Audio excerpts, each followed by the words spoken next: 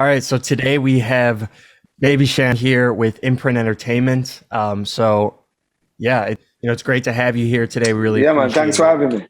Yeah, and just sort of, getting into things.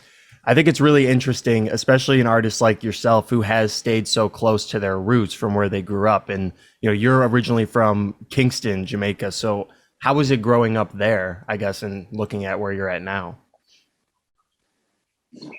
Growing up in Kingston was the best thing for me. It was nice. It was good. We were happy. But at the same time, growing up in Kingston is very rough. You know what I mean? Jamaica is very rough. It's very hard. The poverty is real. But you all know that everyone has their own journey, and your journey kind of make you who you are. You know what I mean? It kind of gives you that strong personality, that strong will, that will to fight and always stay on your grind. So Kingston has done well for me. So it's all good. We grew up in Kingston, but it's all gravy, brother. It's all good. Yeah, and growing up, I think a big part of especially eventually becoming a musical artist yourself is having those inspirations. So who were you inspired by coming up like as a child? Yo, I was inspired by so many. Bob Marley for sure. You know, Bob Marley is number one on the list. Super Cat, Shabba Ranks, Bounty Killer, Beanie Man, Michael Jackson, you know what I mean? Whitney Houston. We have it's in Jamaica. We listen to a wide genre of music. You know, you're going to be inspired by all the local artists that made it international and made it big. But at the same time, Michael Jackson was doing his thing, and we love to dance like Michael Jackson at the time. So those are the influences. Bob Marley for sure, though. Bob Marley's number one. It's awesome to have such a wide variety of inspirations too, because I think that delivers a lot to you as a performer and an artist as well. And sort of what made you want Yes. to like jumpstart your musical career, talking about inspirations and stuff. What really pushed you to like say, okay, I'm gonna do this myself? Well, I was a soccer player. I played for the national team from national U12 to U16, and my dad passed away when I was 11, and my mom had to be doing three different jobs to send us to school to provide for the family. And I knew that I had the talent to do music. So basically, poverty and just trying to make ends meet, that's what pushed me towards the music, because I knew I could have done it. All my brothers and sisters were going to university at the time, but my mom couldn't afford to send me to university because of the financial strain. And I told her, it's okay. I'll go and do what I knew how to do best, which was music. So after high school, she couldn't afford to send me to university, so I went straight into the studio, and that kind of put an halt on my soccer career at the time, and it worked out best for me at the time. You know what I mean? So I don't have any complaints. You know what I mean? I guess this was my road. This was my journey. A lot of people thought that I would have become some form of soccer star in Jamaica because I was really good at it. We were making headlines every week playing for my high school, but music was my choice. Yeah, that's a really inspiring story of what you just explained to me, sort of the highs and lows of that, and how, it was almost like you knew you had to do this. It's like, I don't need to go to school. I have music. I know what I need to do. Yes. Yeah, bro. And it's not like I wanted to go to school. It's just I really wanted to go to school because all my brothers and sisters went to university, but we just couldn't afford it. And it was an extreme on my mom by herself, and I had to just do what I had to do. You know what I mean? I didn't want to go and get a regular job at the time. In Jamaica, a regular job doesn't pay anything at all. So I told her that, listen, I'm going to try this. If it works, just give me a year. And lucky enough, it worked very early. Like within the year, I had the number one song in Jamaica as a kid. I was 16 years old. And ever since then, everything started taking off. That's amazing. And looking at your career also, you recently like changed your name from Baby Cham to just Cham straight up. So like what brought about that change? What went into that decision? A lot of people, I think they wrote that I changed it, but I didn't really change it. We still use the name Baby Cham. I think with Get a Story album, we thought that Get a Story, there was nothing baby about Get a Story. It was more mature, more grown, more aware of what was going on, you know what I mean? So we said, instead of going to Baby Cham with Get a Story album, we were just going to use Cham. So all the writers at the time and the bloggers, they assumed that we changed the name, but I didn't change the name. So it's still Baby Cham. But Baby Cham is for the ladies, it's for the babies. You know what I mean? Baby Cham is for my babies. No, if no buts, no maybes. Incredible. I love it. Yeah. And you got to sort of express some of that lately at the Verzuz Supercat Live at Barclays. Ooh. And yeah, man, the energy you had running out on stage was very infectious. Watching it, I was kind of like curling up in my seat, like, oh my God, this is great. Yeah. So, and you also performed at Florida Jerk Fest too. But tell me a bit about the Verzuz and, you know, what it was like going on stage, especially like growing up watching artists like Supercat. Like what was that like? Because it looked like you were just loving it. Yo, the Verzuz was special. When you get the opportunity to share the same platform as one of your idols, you know what I mean, one of the legends, someone that opened so much doors for you in the music, Supercat. Whether it's a Supercat, a Shabba Ranks, but on that night it was Supercat. You're gonna give it everything you have, you know what I mean? You know, and you're opening up for the Dan Dada. This is the Teflon Dan of dancehall and reggae music. And I had to give it everything. If you notice, when they called my name, I ran on the stage like I was running on a soccer field, you know what I mean? Yeah, so we gave it everything, bro. And to know that millions of people watching and streaming, the Barclays Center was packed from floor to ceiling. From the floor to the ceiling, it was packed and everyone came there for a show. And everyone came there to be entertained, especially after the year that we have had in the last 12 months, you know what I mean? And you want to, when you get these opportunities, you want to make sure that you leave your mark. When Supercat is backstage watching that, he's supposed to say yes. You know what I mean? I give him his validation. He can hold the torch. When I move on, we have people here that can keep the torch going. And it was a great thing. So big up to Verzuz, big up to Swiss Beats, Timbaland, Monique Blake, the whole family over by Triller and Verzuz. They basically they're doing a lot for the whole genre of dancehall and reggae. That night, dancehall and reggae music showed the world that we can pack and sold out any stadium. Absolutely, 100%. And sort of what you said about like giving it your all, it seems like that was not just an individual thing for you. Everybody there had something to contribute. And with that, everyone. Do you think there's like, do you have a favorite that you want to pick out? I know part of me wants to pick you, but like, who would you pick as your favorite at the Verzuz that night? Whoa, yo, all right. For me, I love everyone, every one of them. But for me, Barrington Levy is also a legend. I grew up listening to Barrington Levy. He's coming from the same era as Supercat. You know what I mean? He's a legend. I love Barrington's show, but also there was a new act on stage that night, a young artist by the name of Up Top Boss. His name is TJ Up Top Boss. And he was the first one on. I could see it in his eyes backstage that he was really nervous. He has never performed on that stage before. A lot of us have had big international hits and we have performed in front of 100,000 people many a times. But for him, I could see myself in him when I was his age. You know what I mean? Like just coming into the business, green and fresh, and didn't understand just the whole thing, the bright lights, everything. And we tried to comfort him backstage, try to let him feel as warm as possible. So for me, TJ Up Top Boss for sure. That night, I would say I was more excited for him. You know what I mean? Yeah, and that's great to sort of like see yourself, your past self in someone else, because you're like, I mean, you know, look at me now, you'll be fine. So there's that kind of aspect to it, but also sort of preparing them. Yeah. And it's like a little you, brother, and you know that he's not used to that stage, and you want him to do well. You know what I mean?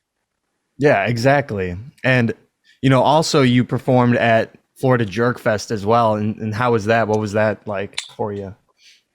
Yo, that was fire. But that's the Florida Jerk Festival is like a jerk competition. So if you know Jamaica, you know Jamaica is famous for its jerk chicken, jerk fish, jerk sauces. So the Jerk Festival is a big event that takes place in Florida every year and throughout America in all major Caribbean-dominated cities and states. They do a jerk competition. And you have 20,000 people that turns out and they eat good food all day. And then in the evening, you get a live concert. So it was really good. I haven't had jerk chicken that good in a long time. So we had good jerk chicken. It was good food backstage. You know, when you do concerts, you don't get the best food from your island backstage all the time, especially when it's an international concert. But this one, It was good. So we took it just for the food. You know what I mean? We took the date and say, yes, we signed off. We good just for the food. But it was great. 20,000 people and everyone was rocking in the night. And coming off the Verzuz concert, it even made it even hyper. Everyone wanted to see us. So everyone bought tickets to come out and it was really good.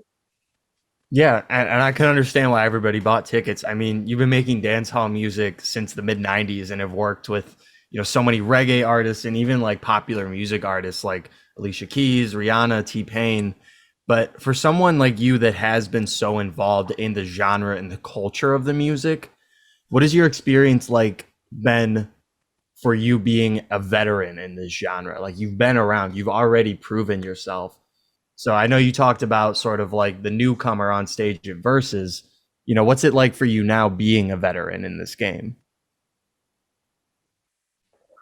It's more like being a sponge. It's like now, instead of moving that fast, I kind of absorb more like a sponge. You know what I mean? I kind of watch the surrounding a little bit more. Like, for instance, pick up on if a young artist is backstage and he's from whichever genre, you try to let him feel comfortable. Because when we were coming up, there was situations that we were in backstage that more popular artists didn't let us feel as comfortable as we should have felt. You know what I mean? So you try to make sure that you rub off that unity, that brotherly love backstage, and you try to enjoy it more. Just enjoy the whole experience of every concert because nothing we take for granted. The more you're in this industry, you realize that you can't take nothing at all for granted.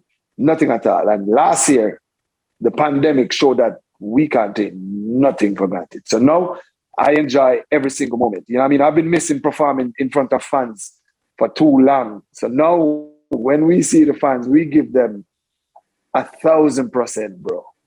And I think that's what, as a veteran, as someone who has been in the game for a minute, that's what I get from it more now. It's just absorbing everything backstage, whether it's the reporters, whether it's the bloggers, whether it's management nagging you to do drops or sign autographs. No, we do everything. I want to do everything. Everything. 100%. And, I think it's interesting for somebody like you in your career that has obviously been around for a while. Do you ever look back retrospectively at your career, especially like from being on the Barclays stage to like where you started out? You always. Before the Barclays, like a month ago, we had a challenge on my social media accounts that we went through my first album with all the fans. It's called Wow the Story. It's a double CD. Wow the Story, double CD. CD number 1 entitled The Beginning. CD number 2 entitled Another Level. But when we post each track, we would post, if that track came out in 1996 as a single, we would post like live performances of that track. So I was seeing myself just coming out as a young artist on stage, looking timid, you know what I mean? The vocal control is not as good. So you kind of went through all the stages of your career from then till now. And it's when you look back at it and you watch it, all the poses and all the videos, you have to give thanks how far you have come and how much you have learned, you know what I mean? And we started this just to put food on my mom's table. And it gave us so much more, you know what I mean? It gave us so much more. We have to give thanks for that. Yeah, and I think when you have like so much intention in it, it always comes out being more than what you expected, like you just described. Like you knew you were Yes. who you're made for. Yes, so. bro. Yeah. Something else like you've said, like these older tracks, these older videos that you've been in, you get to go back and look at those.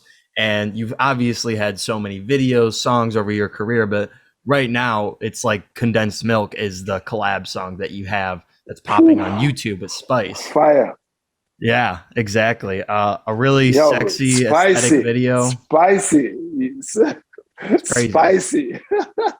So what was it like working on like the music video especially with somebody like Spice, who has been making music for years now, but you've been around a little bit longer. What was that experience like? So if you follow Spice's career, I was the one who basically brought Spice onto the scene. So we gave Spice her first break. We produced her first track, took her on tour. Spice is my sister, you know what I mean? So we took her on tour for her first time. She was on the Get a Story beat. If you watch Get a Story video with Alicia Keys, she's right beside me and Alicia. A lot of people don't really know that, you know what I mean, in the video. So we have that brotherly sisterly love from day one. So when everything took off for Spice and she blew up with the whole love and hip hop thing with Atlanta, it's perfect. You know what I mean? That's my sister. That's what we dreamt of. So even though we never did a record together over the years, and we said we wanted to do the perfect record, the right timing. And we thought that this record, when it came up, was the right song for me and her. And with just the level of her popularity right now, it's doing great things. You know what I mean? So big up to Spice. That's my sister. That's like blood without being blood, you know what I mean? So enough love to Spice. On set, it was crazy. We were flirting on set like real brothers and sisters, and we could be natural because we were like that from day one. You know what I mean? She was playing in the tub with the milk and twerking, and everyone on set was like, it was like a party. It was like a party on set, and Spice is just spicy. She's a super spicy and super sexy, super talented, and that's the dancehall queen. She's the dancehall queen for a reason, So Condensed Milk, it's out. If you haven't seen the video yet, make sure you go and watch Condensed Milk. Spice is spicy delicious in the video. Banging. That's the best advertisement I've ever heard. You killed it. Bro, it's sick. Yes, sir. So, speaking, with Spice, someone who I didn't know that you sort of brought them up in the industry, which is awesome to hear. And then, they built their career and then you got that track with them. Right now, is there anybody in your head that you think you want to collaborate with? And this can be in all genres, because I know you have touchstones in other genres as well. Yeah, for sure. We'd love to do something with the same young artists that I'm telling you about, TJ, Up Top Boss. Something with Coffee also. Coffee is from our genre. I would love to do something with Eminem. We just did a track with NBA Youngboy, and it's gonna be good. It's gonna be fire. Day Trip, the kids Day Trip, they produced the track. So big up to Day Trip. I just want to work. You know what I mean? I want to do as much as I can do with every genre. I would have loved to do something with Whitney Houston. Whitney Houston was my mom's favorite singer. If I could have gotten a track with Whitney Houston, that would be my mom's biggest gift. So if I could have done if any one of y'all out there have any hooks with Whitney sitting around, I'm willing. So what can we expect for you like over the next year? Are you going to be touring more? We're going to be touring a lot. No, we're on the road. We're touring a lot on the road. Myself and Usain Bolt, who is the fastest man in the world. Myself and Usain Bolt did a track called Lockdown. So he's into production now. So you can look out for Usain Bolt doing a lot more with production. So for the next year, you can look out for myself and Usain doing more stuff together. And he's very serious about it. And when you're Usain Bolt, when you say you want to do something, you're going to do it. You know what I mean? Apart from that, look out for a lot more work, a lot more touring. We have a nice, we got a surprise, what do you call it? A surprise project coming up. I'm not going to say who it is with, but it's going to be huge. 2022. Look out for it. Excited for that. Thank you for sharing. And a lot of man. Especially with Condensed Milk and a lot of your older songs, a lot of the subject matter you touch on stretches from very serious real stories to just straight vibes. And with that being said, what message do you think you want your fans to receive from the music that you release? That's fun. When we release music, I want you to be able to feel some part of Jamaica, whether it's the beaches, whether it's the food, whether it's the mountain, whether it's the dancing, you know what I mean? Does that energy from Jamaica. If you can feel that, that means you would want to come to Jamaica to enjoy that. You would want peace of the Caribbean, that love, that happiness. No matter how hard it is in the Caribbean, people are always smiling. It's a reason why one of the favorite saying from Jamaica is everything Irie, man. No matter how hard life is, you ask them, what's up? Everything Irie, man. That's what I want my music to be. When you listen it, you're supposed to go away from all your troubles, all your stress for that that hour or that you come to the concert for an hour, you're supposed to forget all that problem and just enjoy, you know what I mean? So that Caribbean vibes, that's what I want my fans to get. 100%. And with that too, of like your fans receiving messages through your music, when you were growing up and you were being very inspired by the likes of like Michael Jackson and Bob Marley, is there anything that you'd like to share with like the go-getters, dream chasers out there that are still pursuing their careers? It's simple. The road to success is not straight, you know what I mean? There's a curve called failure, loops called confusion, speed bumps called friends, and red lights called enemies, caution signs called family, and flat tires called jobs, yo. But if you have a spear called determination, and an engine called perseverance, with insurance called faith, and the drive to make it, you'll reach a place called success. So just keep steering, just keep focused. Tunnel vision, tunnel vision. I've never heard somebody describe the story to success like that. Like that was a really amazing way you described it with the speed bump. Like truly, like yeah. And that was kind of all the questions I had for you today. So I just want to say thank you for taking the time out to be with us here today at IMPRINT Entertainment. This a survival story. This a imprint story. This is my story. This a imprint story.